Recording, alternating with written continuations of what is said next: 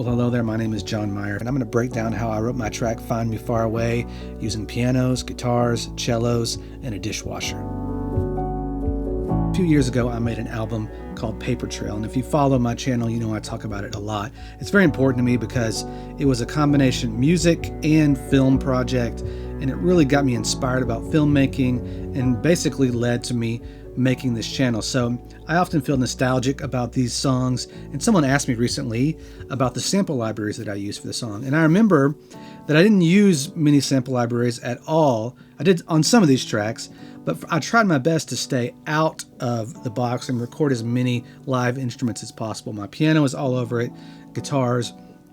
And when I opened up this session to look through it, I was reminded of something. And what really got my attention is that I recently upgraded my computer to a Mac Mini M1, and I did a clean install, so a lot of the plugins were missing.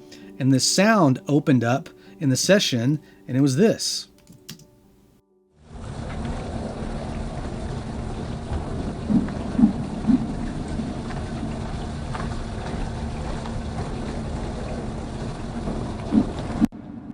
And I had no memory of that at the time, but then I realized that I was missing some plugins, so I went and installed them. I was missing this stock FilterGate plugin from Pro Tools, which was great.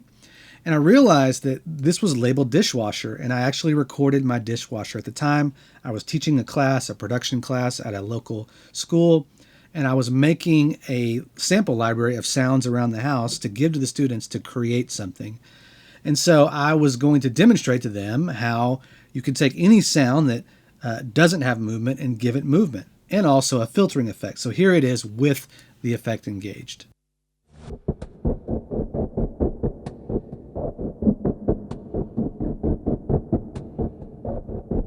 What I like about it is you can see these obvious changes in the sound. When that occurs and it hits the filter and the gate at the right time, and the delays, we'll turn those on. I also have a low-pass filter and some low-end rolled off just to make it really sit in the middle of the mix. And the delay is an eighth and a dotted eighth, pretty common. But if you hear these moments where it changes,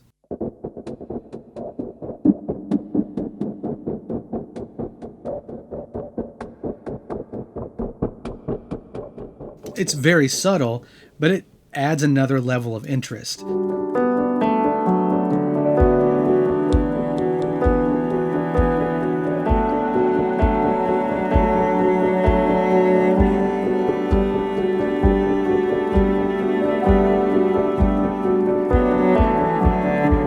So there you have, there's my dishwasher. I don't know what you might think that is. It just sounds kind of like a filtered drum loop, but it's much more interesting when I tell you it's my dishwasher. This album is not a big album. I mean, there are some moments where it builds up, and I have some orchestral percussion, but I didn't want to go to that. There's a dark quality to the sound, and I didn't want drums, like a drum kit, because I didn't want there to be a ton of attack. And so I thought about using mallets and brushes, and I did some of that. But on this one, I laid some dish towels. So I took off the dishwasher, the dish towels, and put them onto my toms. And here is where I'm playing both of them.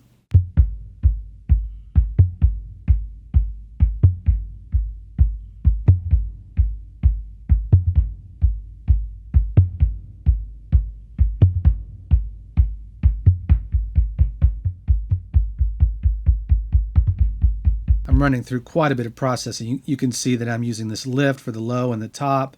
I'm cutting a ton of low mid. So let's just listen to Tom 1.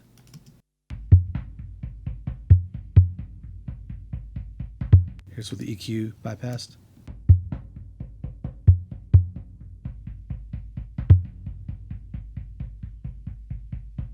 Just trying to scoop out those low mids primarily. And then Tom 2.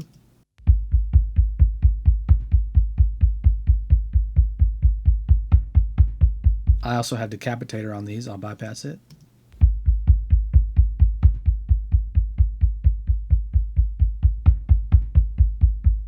Adding drive to the sound, just a little bit of harmonic distortion. And then on the bus, when we listen to both of them, I have even more. I have a low cut. It looks like around 66 hertz, but I'm boosting the Q and the slope, so it's adding some low, it's adding some punch there.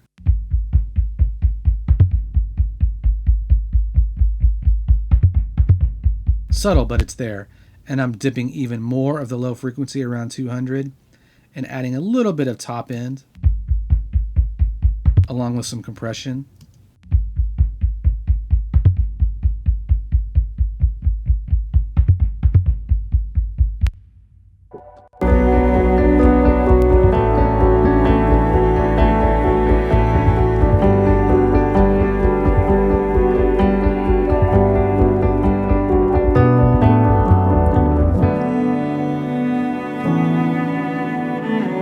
Now, I did use one sample library. This is from That Sound. I Want That Sound, I believe is what it's called. Dark cymbal swell.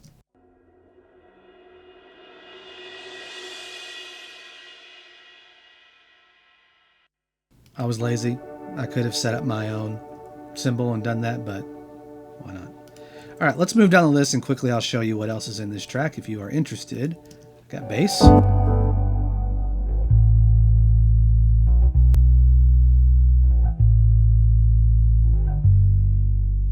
That would be my mid-70s jazz bass that's has Bartolini pickups. It's kind of been modified over the course of the years. I bought it secondhand.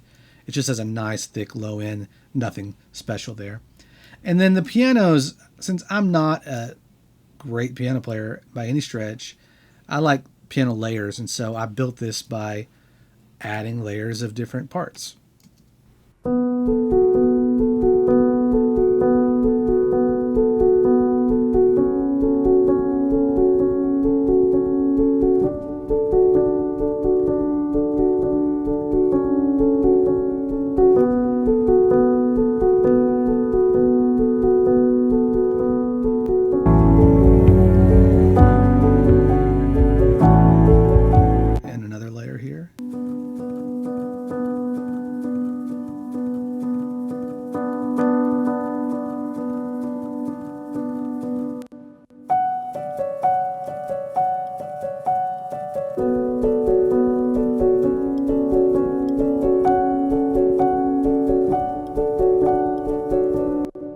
Another layer of a pulse.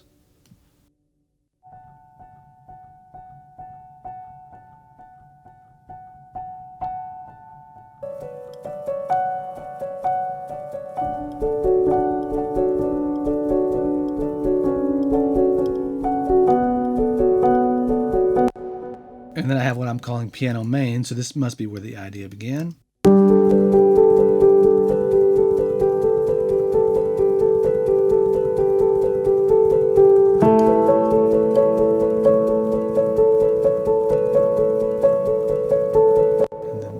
B section. So this is probably where I started the basic idea. My guess is that I was playing something more involved and then decided to scale it back so that I could build it layer by layer.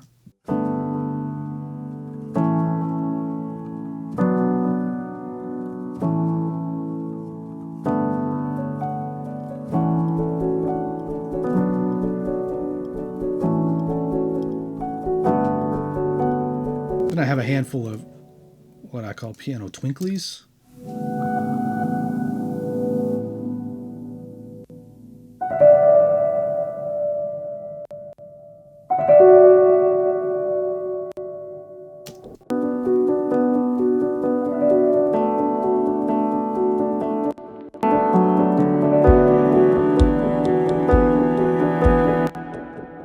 Then I have this B piano section here.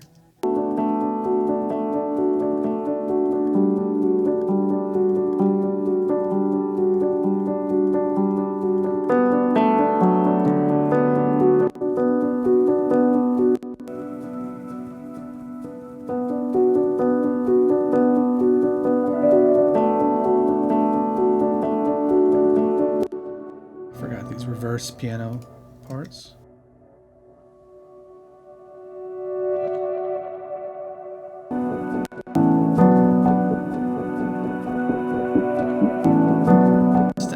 A subtle something in the background. Then I have my electric guitar. I don't remember which guitar this was. Probably my Telecaster.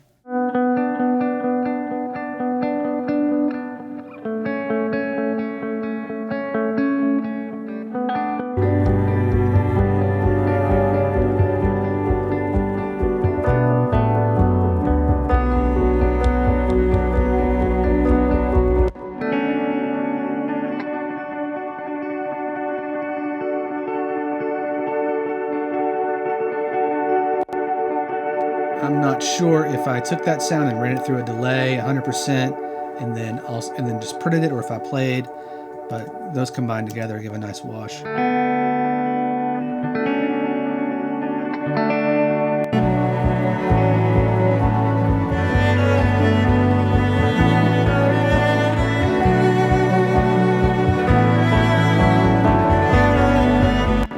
Now let's get to the cello. My original part, I'm going to call this fake cello. But I wrote the part using the alternative solo strings, so.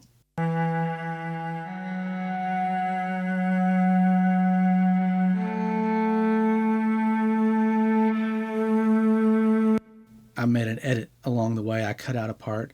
But then I took this information and I sent it off to my friend Kara.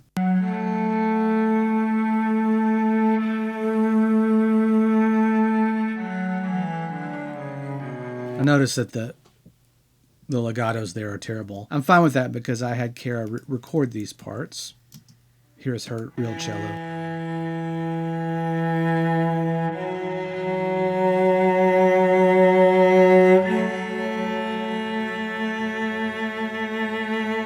With the fake cello.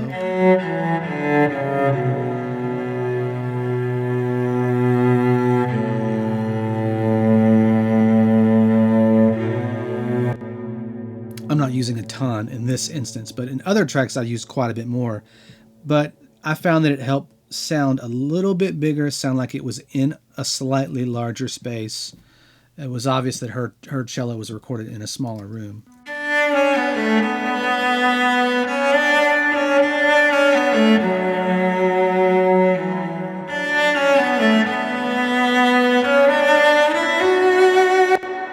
I also want to point out, I made a video a few months ago about how I write string parts with my voice.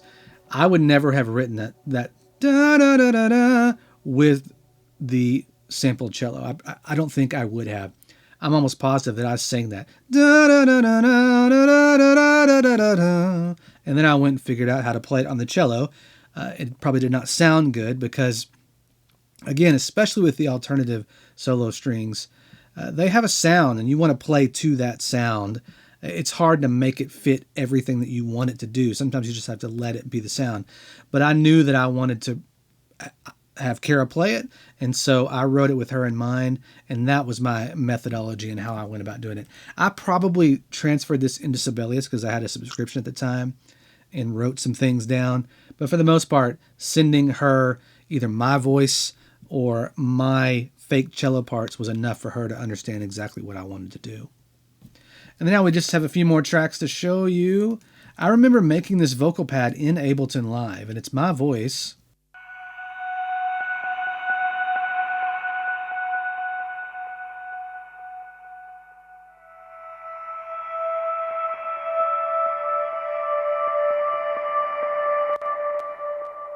I remember getting Ableton Live and running my voice through the basic sampler or simpler or whatever it was and some effects, and I was blown away by it. I exported that to a WAV file and then loaded it into Pro Tools, and I just flew it around to different sections. And then finally, the last track I have here is this arpeggiated synth. That was my MS20. I had probably just purchased it, and it's going through some delays, and I don't know, it was probably going through my timeline.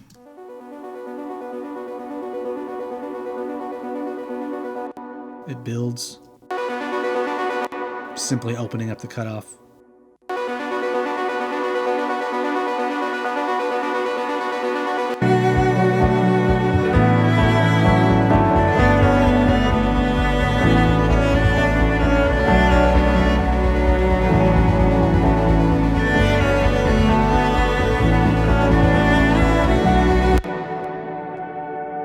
It was fun to look at the end of this track where I had some little doodads here. Doodads?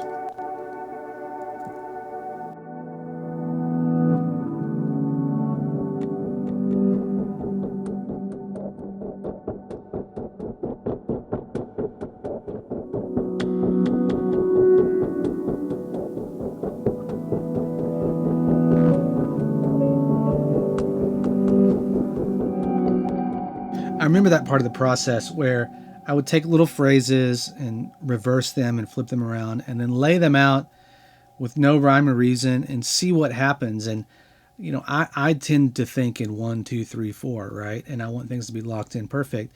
But there are moments when you do some random things that it creates these other phrases. And there were a few other tracks, perhaps I'll show you in the future, where I just went and played for a while and then chopped up little sections and layered them together and just experimented and came out with something that I was proud of. So this is an important project to me. I don't ever really want to let it go. I like to keep going back to it. And since one of you asked, that's why I'm showing. That's all it really takes. And this track led to me wanting to find some visuals that would go along with it. And I started kind of creating this, at least a basic idea of a story in my head. I'll play that video for you, and I'll link to the rest of them in the description below. I hope you enjoyed this. From time to time, I'm going to go back and listen to these songs. And I have some songs from 10 years ago that I might go back and listen to as well, because I write a lot of music and I give a lot of it away. I mean, I write it for other companies to use and I get paid for it, and that's great. But these tracks were written for me, and I wasn't thinking about anything other than writing the music that was in my head or exploring new sounds like the piano. And as a guitar player, the piano was still kind of new to me at the time. And so this was pretty special to me to look back on these. So if you like this video, I have a bunch of other songs that I could break down. If there are specific parts of certain songs that you find interesting, well, I'd certainly love to revisit them. That's all I've got. I hope you have a wonderful weekend. Please subscribe if you haven't done so already. That really helps. I'll talk to you soon.